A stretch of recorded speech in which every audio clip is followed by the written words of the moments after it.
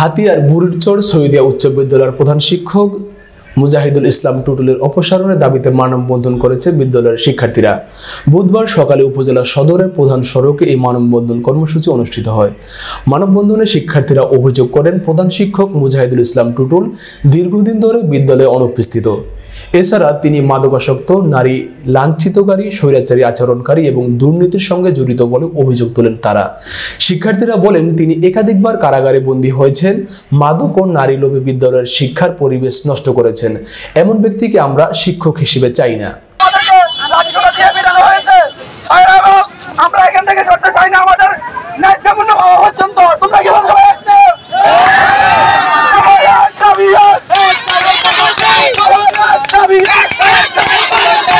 আমাদের হেডস্যারের আমরা পদত্যাগ চাই।